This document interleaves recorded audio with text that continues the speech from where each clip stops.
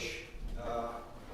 Hoje, dia 11 de agosto de 2022, exatamente 7 horas e 30 minutos, Michigan, Estados Unidos. Estamos aqui no SIM, Espiritismo Michigan, milha 13. Não vou errar o resto das ruas porque eu só vou falar da milha 13, aqui na Unit, em Farmington Hills. Temos nossas reuniões todas as quintas-feiras à noite para divulgar e falar um pouco sobre o Espiritismo. Esse é o nosso objetivo.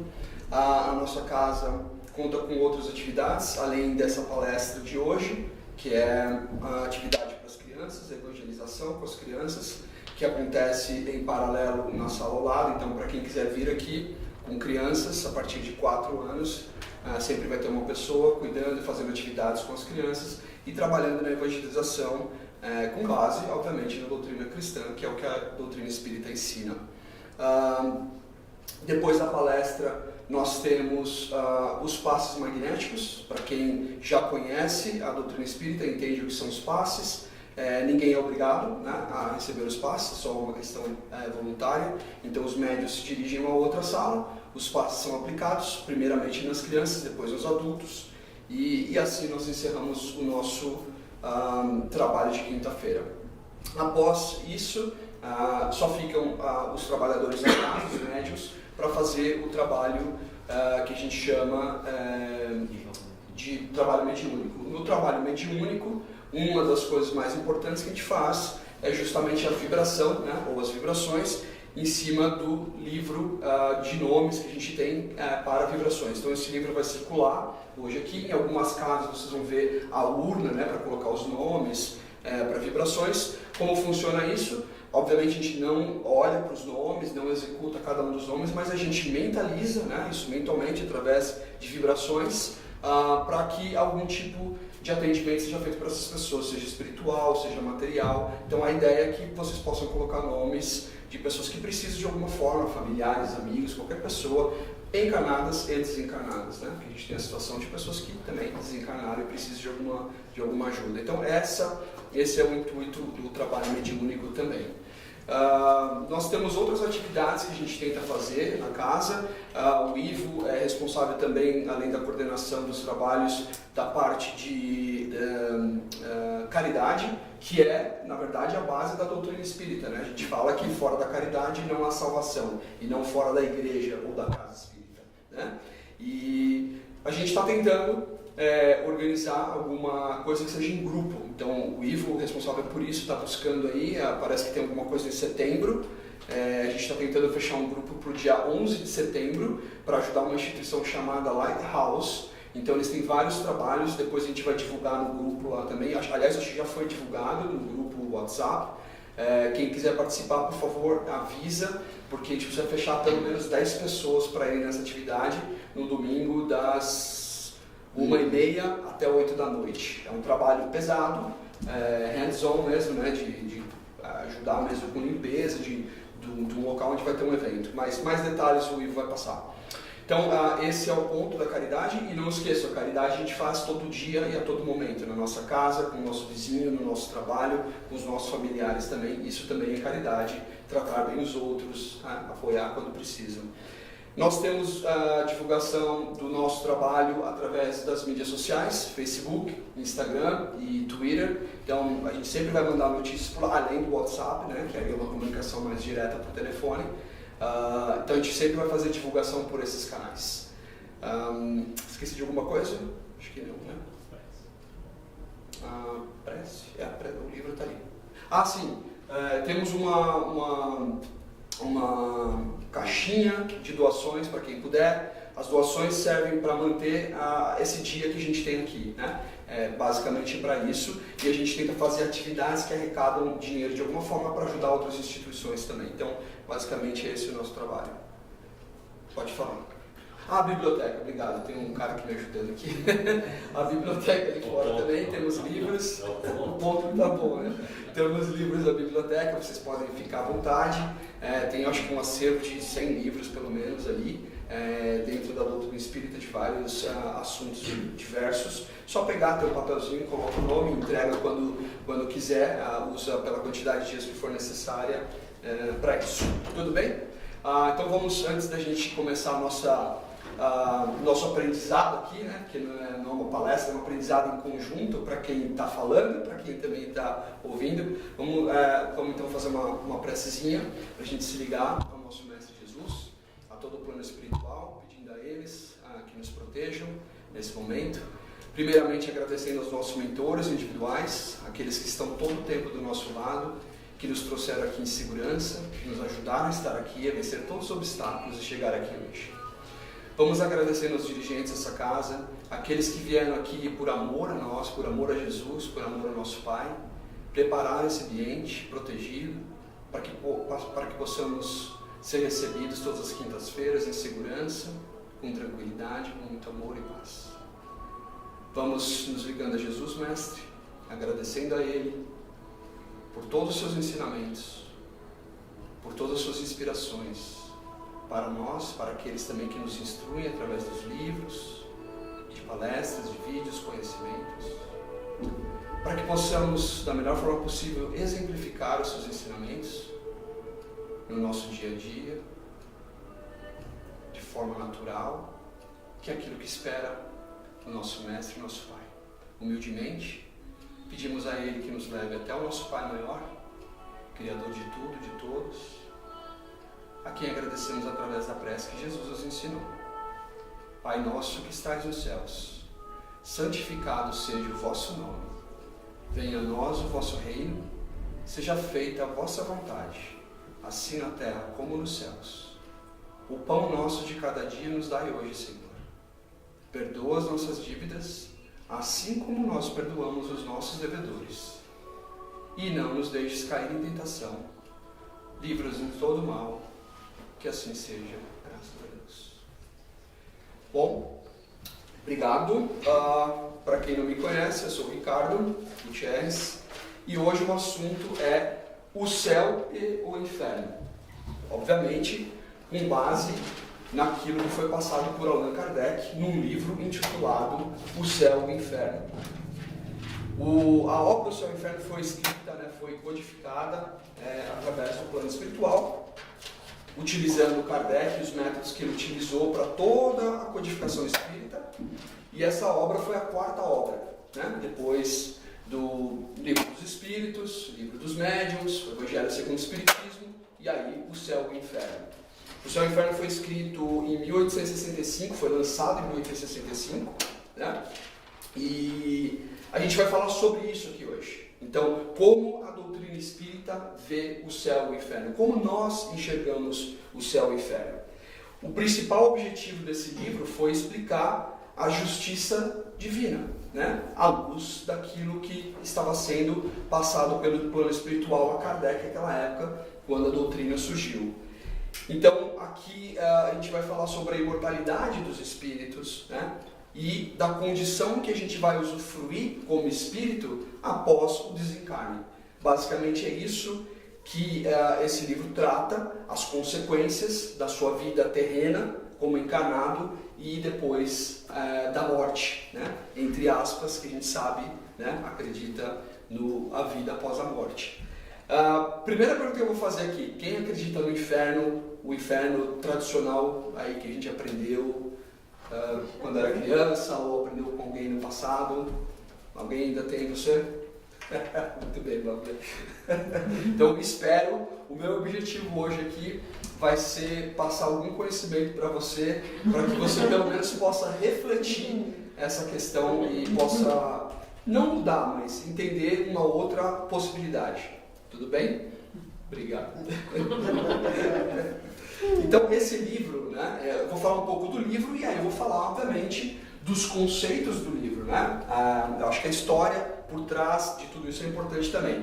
O livro se divide em duas partes, A primeira parte, ele estabelece toda uma comparação, o famoso exame de Allan Kardec, que ele comparava através de histórias passadas pelos espíritos, de ensinamentos passados por vários médiuns, de formas em lugares diferentes. Então ele começa a fazer essa comparação, de todas essas informações. E ele também faz um exame comparativo com outras religiões. porque, querendo ou não, a formação dele também era católica, né? Era uma formação cristã, naquela época na França, fortemente o catolicismo, né? Como a maior parte do mundo cristão, naquela época. Então, ele começa nesse livro, que é a primeira parte do livro, vai falar muito sobre fatos, em geral, de mortes como crianças, seres nascidos com deformações, acidentes coletivos, uma gama de problemas, né, que a gente pode ver que só a mortalidade da alma e a reencarnação poderiam explicar. Porque senão, aí a gente vai entendendo aos poucos aqui o que eu estou querendo dizer nesse começo. Porque se você vai pelo conceito antigo, né, ou pelo conceito que se entendia na época sobre o inferno e o céu, se eu vou para o inferno, eu não tenho salvação. Era esse o conceito antigo. Eu não tenho mais como me salvar. Eu fui para o inferno. E aí como é que você explica essa injustiça divina de pessoas, seres, crianças, como eu disse aqui, um exemplo, que de alguma forma não teriam salvação, ou alguém que cometeu algum delito que foi considerado indo, né, para o inferno e não para o céu, e Deus, na sua justiça divina, não dar uma nova chance para aquela pessoa. Então, é nessa base que o Espiritismo trabalha para conceituar o que é céu e inferno e fazer essa comparação sobre as religiões. Então, o que o Kardec tentou fazer nesse livro? Elucidar alguns temas, como anjos, né, céu, demônios, inferno, penas eternas, que é o que eu acabei de falar, né, como é que a gente vai entender que um Deus vai condicionar você a uma pena eterna. Purgatório, que aí vou explicar um pouquinho do purgatório também, que é um conceito que aparece depois, em torno do ano 600 depois de Cristo. Isso não era a princípio entendido. Temor da morte. Quem aqui teme a morte? De certa forma todo mundo teme a morte, né? Mas aí vamos entender o quanto é isso e o quanto que a gente carrega daquele ensinamento inicial que nós tivemos, a maioria de nós tivemos, né? Não todos nós, mas a maioria. Evocação dos mortos. O que nós fazemos aqui no Espiritismo, né? Se nós entendemos que nós nos comunicamos com um plano espiritual, nós estamos evocando os mortos.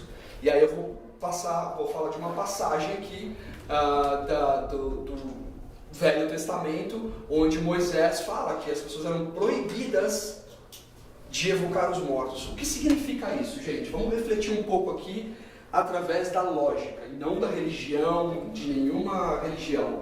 Se Moisés proibia naquela época as pessoas a se comunicarem com os mortos, a evocarem os mortos, significava que eles acreditavam que eles podiam fazer isso ou não?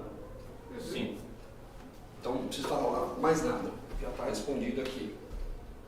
Não se proíbe uma coisa que não é possível de se fazer, certo? Então esse é o primeiro ponto. Aí vamos embora aqui. Alguns assuntos que ele vai abordar, que ele aborda no livro, que eu vou tentar, o tempo obviamente que a gente tem aqui é pequeno, eu vou tentar fazer uma condensação.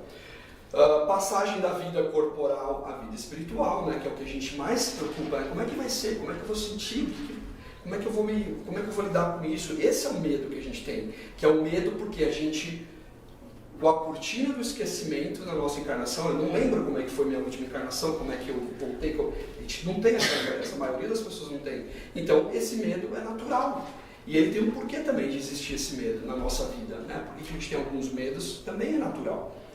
As penas e as recompensas futuras, em que nos tornaremos?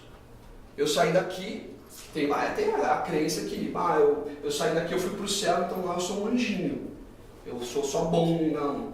Então a doutrina espírita vê de uma outra forma, você é o reflexo do que você é, né? O que você é aqui, você vai ser depois de desencarnar com uma consciência maior. Essa é um conceito que a gente vai abordar um pouquinho aqui. E aí a segunda parte. Então, essa primeira parte é todinha em termos de conceitos, comparações com outras religiões, entender, a gente, querendo ou não, a gente só tem há poucos séculos, né, de conhecimento. A gente está encarnado aqui com 30, 40, 50 anos, mas de conhecimento geral da humanidade são poucos séculos, na verdade, e esses conceitos estão enraizados lá desde da época de Jesus, há 2000 anos, e depois da evolução das religiões, e tudo isso ficou incrustado no nosso conhecimento cultural, né? E a gente absorve isso através das nossas culturas, dependendo de onde a gente nasce, da religião que a gente convive e tudo mais. Depois, na segunda parte, que aí eu não vou tratar essa segunda parte, porque aí já é a parte de exemplos. Então ele utiliza espíritos comunicantes, então para quem tiver interesse, na segunda parte do Céu e Inferno, vai ter uma série de depoimentos.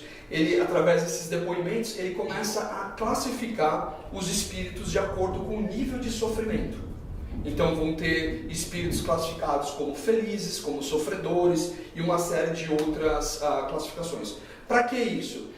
Lembre-se, Kardec ele demandava de um estudo, né? Ele criou métodos naquela época, ele utilizava de métodos para, através desses métodos, provar o acontecimento de determinadas coisas de uma forma científica. Então, ele fazia classificações através desse estudo e decidiu por fazer classificação dos espíritos para facilitar o entendimento. Todo o propósito era educacional, era de dividir o conhecimento e fazer com que aquilo se tornasse um conhecimento público, aberto, e não na mão de pessoas que eram consideradas privilegiados, exatamente.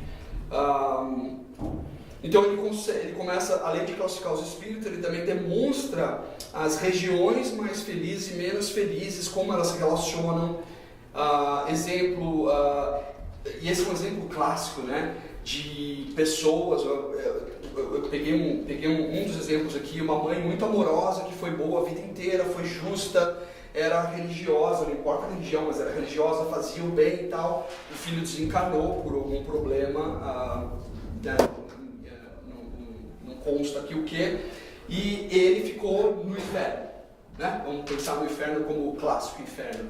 E ela também foi para lá, porque ela estava lá para ajudar o filho. Ela tinha como missão para ela ajudar. Ela não precisava estar lá. Ela poderia estar num outro lugar melhor. E aí a gente vai entender. Então, isso não é físico, né? E sim mental. É isso que a doutrina espírita tem que explicar. Então, esse é um dos exemplos só que existe e tem relatos. Então, essa segunda parte que ele exemplificou, reuniu vários depoimentos. São depoimentos de criminosos arrependidos, espíritos endurecidos, espíritos felizes, medianos, sofredores, suicidas, em expiação terrestre. Então, tem vários, são acho que 66 comunicações diferentes, que ele vai classificando. Eu só citei algumas classificações aqui, são várias outras. E a cada uma dessas classificações, ou desses exemplos que ele coloca desses depoimentos, ele aí acrescenta, obviamente, uma reflexão doutrinária em cima daquilo que ele aprendeu com o Livro dos Espíritos, o Livro dos Médiuns e o Evangelho segundo o Espiritismo, que foram lançados antes. Então, em cima daqueles ensinamentos que ele já havia aprendido com os espíritos, ele faz uma reflexão de cada um desses casos. Então, é muito interessante mesmo. Eu aconselho, isso faz parte da codificação kardecista, né? Então, os cinco livros, e ele é um deles, eu aconselho todos a lerem. Bom, e aí vamos. Já responderam para mim, né? Quem acredita no inferno, só tem um senhor lá atrás. Mas a gente vai tentar resolver essa dúvida aí. Falei também sobre a questão de Moisés, né? Que ele recomenda a não convocação ou a conversa com os mortos. E aí vamos começar então a falar um pouquinho do livro, né?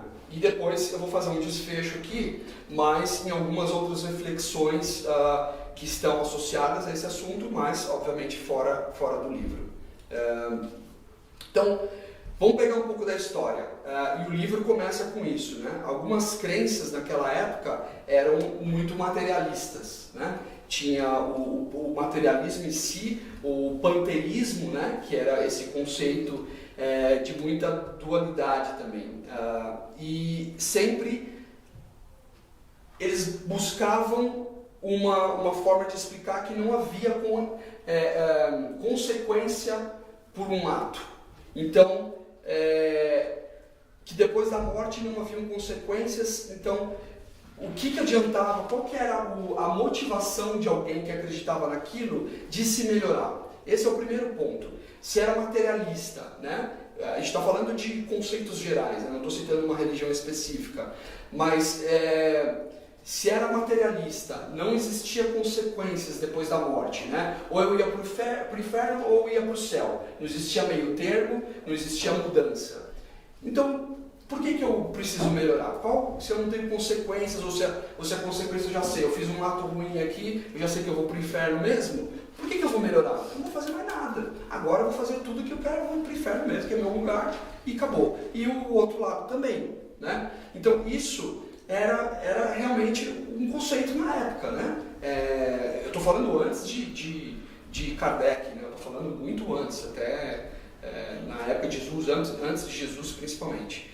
E aí, esse era esse conceito que a gente hoje reflete e fala, né?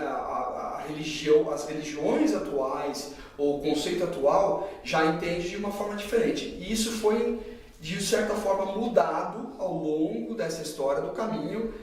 Eu acho que pelo ano 597, alguma coisa assim, começaram a falar um pouco sobre a possibilidade de melhora. Aí surgiu o conceito de purgatório, né? Quem já ouviu falar o conceito de purgatório? Então, você iria para o inferno porque você fez uma coisa ruim, mas você tem uma chance de passar pelo purgatório e aí você se redimir daqueles problemas, daqueles erros, e você não ir para o inferno e ir para o céu. Então, já começou a melhorar, né? Porque já não era mais aquela pena eterna, vou para o inferno e acabou, não tem mais o que fazer. Já começou a melhorar. Então, a gente vai ver isso. É natural, o ser humano, vamos comparar o ser humano lá na época das cavernas e depois na Idade Média, né, era medieval, era cristã quando iniciou, né, após a crucificação, o desencarne de Cristo, e as outras religiões, o conceito de politeísta, que acreditava em vários deuses, depois um conceito mais monoteísta, de um único Deus. Então isso são aprendizados, evoluções que o ser humano foi tendo aqui na Terra, como encarnado também, e foi moldando isso, óbvio com influências para os dois lados, né? O segundo capítulo do livro ele fala sobre o temor da morte, né? Que é uma das coisas que eu falei aqui que eu quero abordar. Por que as pessoas têm o temor da morte? Isso é uma coisa intuitiva, ela já meio que já vem com a gente, porque, óbvio, você não tem esse conhecimento. Seja que você tenha tido outras encarnações, que é o que a gente acredita, você não traz esse conhecimento com você explícito, você traz ele implícito, né? No seu espírito, mas na encarnação existe um motivo, que aí é outro tema, você não vai se lembrar. Então, a morte, se você não aprende o que é o após a morte, você vai temer. Se você aprende como a cultura nossa coloca, que você vai para o inferno, ou no máximo você vai ter para o purgatório, você fez uma coisa errada e tudo mais, e que aquilo acabou, a hora que você desencarnou, morreu, acabou. Aí, óbvio, todo mundo passa a ter medo da morte. A partir do momento que você consegue entender que a morte, na verdade, é a morte do seu corpo físico e que você vai ter uma outra chance, você vai poder reencarnar e que mesmo no plano espiritual você continua evoluindo, continua existindo como espírito, como ser, esse conceito muda. Não significa que eu posso morrer a qualquer momento que eu estou tranquilo, não é isso. É uma coisa humana, mas você já começa a ver com outros olhos.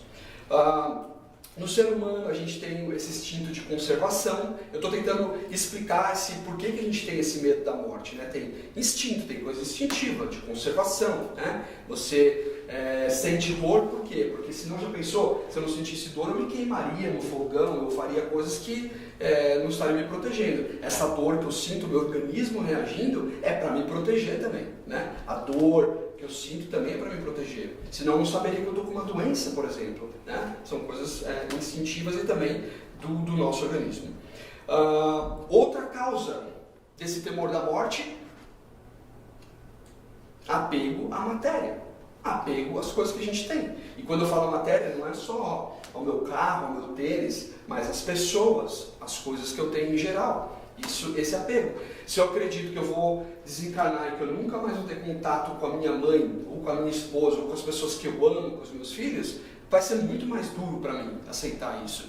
A partir do momento que você entende que você, óbvio, você passa a viver de uma maneira diferente, tem uma transição, existe uma situação diferente, uma condição diferente, mas que a vida continua, você começa a encarar isso de uma outra forma também. Então, basicamente é isso que a doutrina tenta trazer. Depois, obviamente, aí ele entra nos dois assuntos principais, que é o céu e logo depois o inferno. Então, vou falar rapidamente aqui, senão o tempo não vai dar, mas a palavra céu designa um espaço indefinido que circunda a Terra, e mais particularmente a parte que está acima do nosso horizonte. Isso vem do latim, né, das palavras coelum, que formada no grego coelos, côncavo, todas essas explicações que a gente pode achar em qualquer lugar.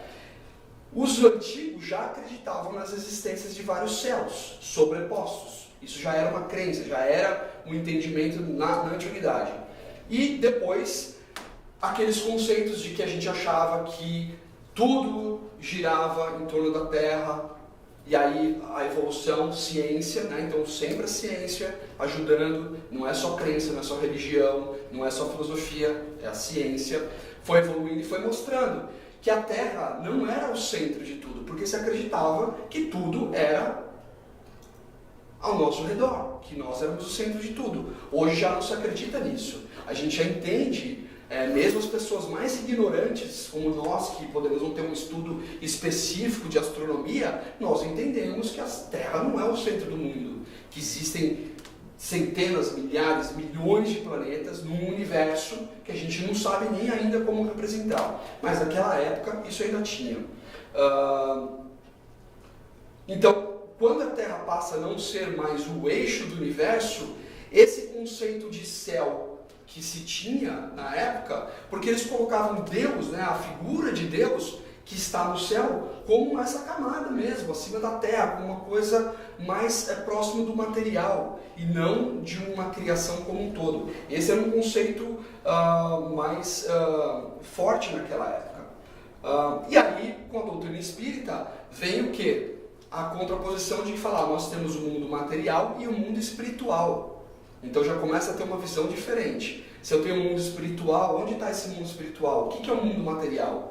Olha como já começa a mudar totalmente esses conceitos. E a gente está falando de 1858, 1856, quando isso começou a ser estudado de uma forma mais metódica, mais metodológica, mas esse conhecimento já existia há muito mais tempo. Outros povos já entendiam isso de uma forma muito parecida com o que a gente entende hoje dentro do espiritismo. Mas ali foi um divisor, né? Por isso que em muitos lugares a gente vê e fala que o espiritismo é a terceira revelação, né? Por causa desse conceito.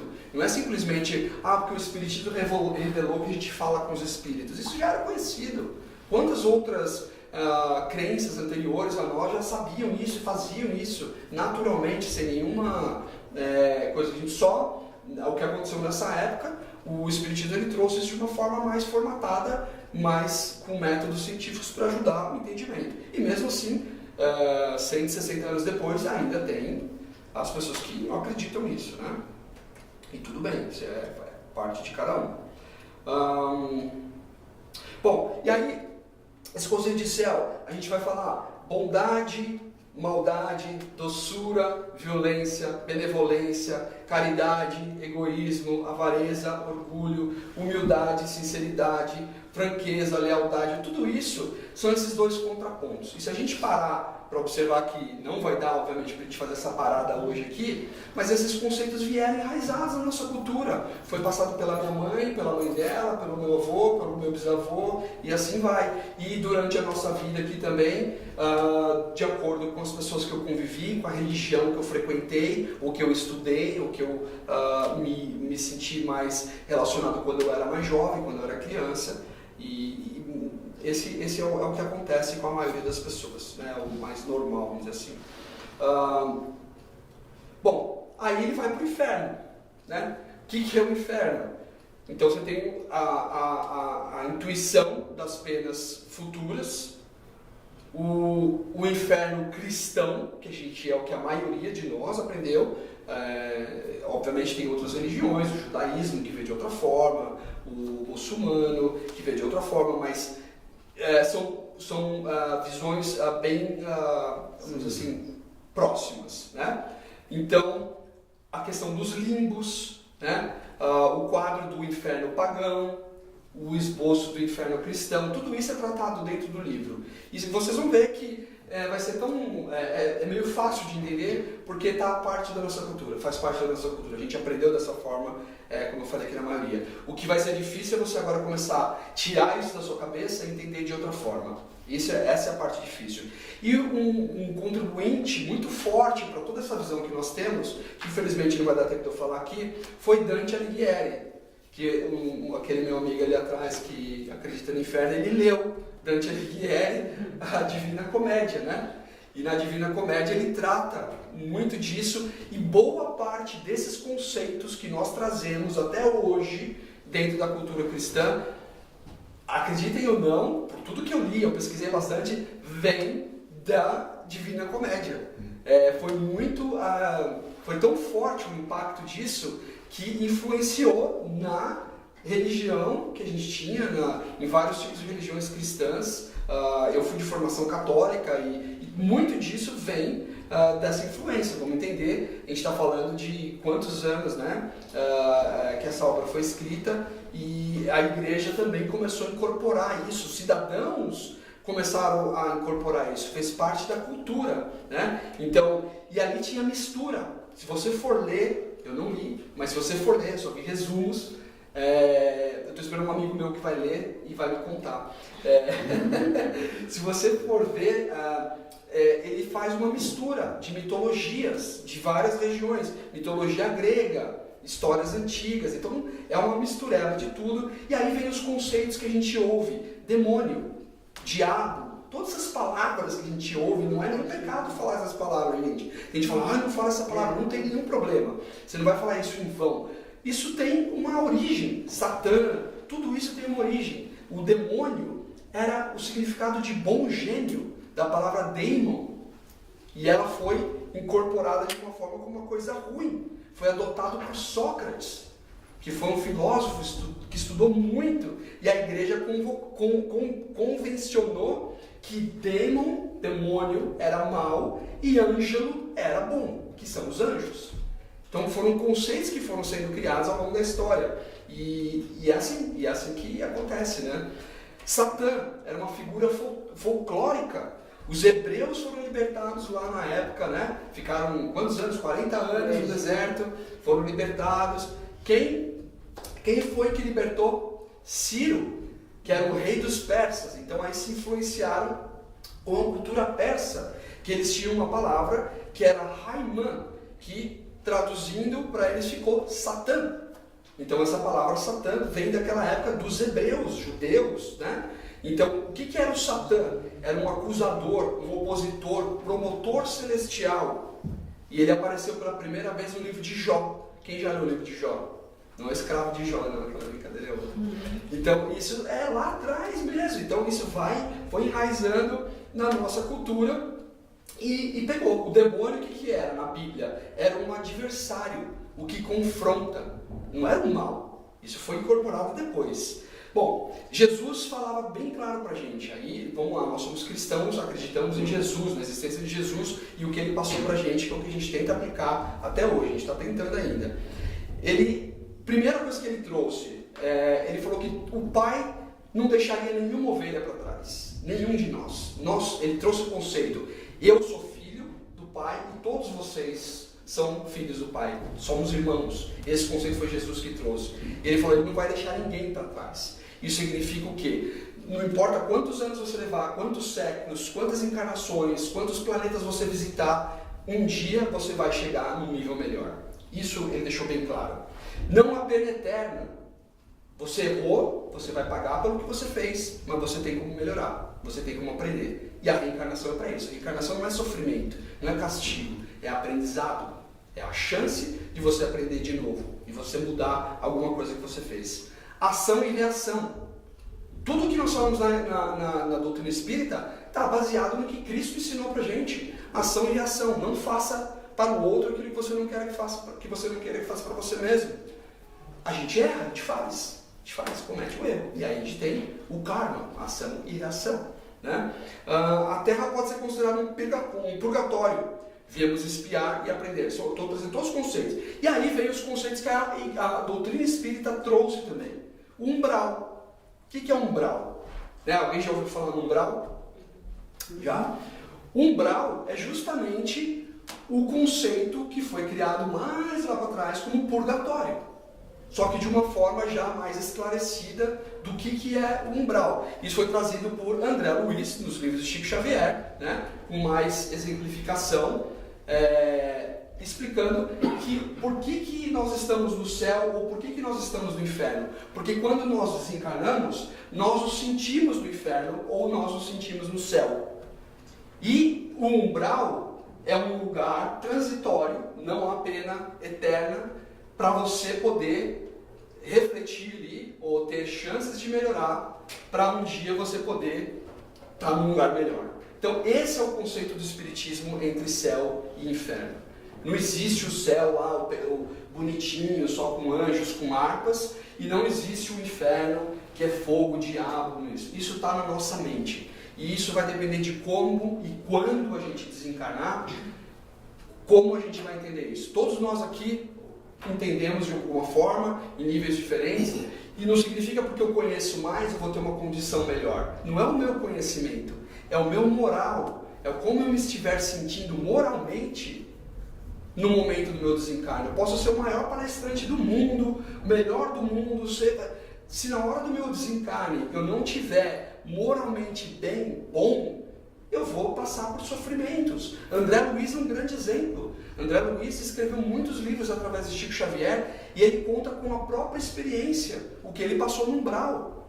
E aí você fala, mas cara, ele era um médico, tinha família, um cara bom, fazia coisas boas, mas ele também cometia alguns erros. Ele também era egoísta em algumas coisas, ele também era orgulhoso em algumas coisas, cometeu alguns deslizes, e a consciência dele, no momento do desencarne, o cobrou para estar naquela condição. Se ele desencarnasse com uma consciência bem, que eu estou bem com tudo que eu fiz, ele iria para o céu espírita, e não para o umbral, ou para o inferno espírita. Entendeu? Esse é o conceito que a doutrina espírita tenta trazer. Eu sei que eu extrapolei aqui 5 minutos. Eu tinha um exemplo aqui muito legal do Divaldo. Todo mundo aqui já ouviu falar no Divaldo Pereira Franco? Uhum. Ok. Aconselho, tem um vídeo dele no YouTube que eu usei inclusive para me inspirar nessa palestra. É muito bom. O Divaldo, para quem não conhece, ele, acho que no mesmo nível de Chico Xavier, ele é um dos espíritas mais conhecidos no mundo, né, no Brasil, com diversas palestras. Então é muito interessante as coisas que ele coloca. Ele usa exemplos reais, né? Ele era um médium vidente, com várias mediunidades bem latentes, né? Ostensivas, e ele conta, e essa palestra dele sobre o céu e o inferno é muito legal, óbvio, baseado na mesma obra, né? Kardec, nada muda. E aí, para fechar aqui, gente, desculpa por causa do tempo, mas a definição dentro da doutrina espírita, né, escrita aqui, o que é o céu: consciência tranquila, oriunda do esforço permanente de amar e servir em nome do Senhor, edificando a nós mesmos. Esse é o conceito dentro da doutrina espírita, né, que eu achei. E o inferno? A intranquilidade e remorso decorrentes de atitudes errôneas e invigilantes. Então, nós temos inferno e céu na nossa vida, o tempo todo. Nós temos momentos de inferno e momentos de céu. E no momento do nosso desencarne vai ser a mesma coisa. É isso que eu espero que seja. E alguma pergunta?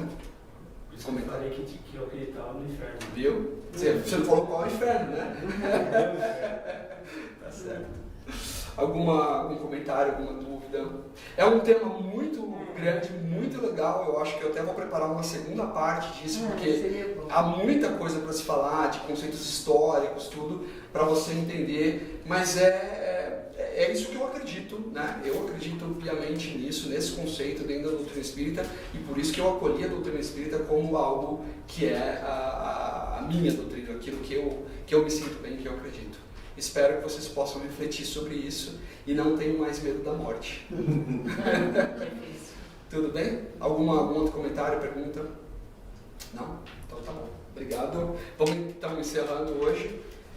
Vamos tentar trazer o céu aqui pra gente, né? Não o inferno. A nossa consciência tranquila.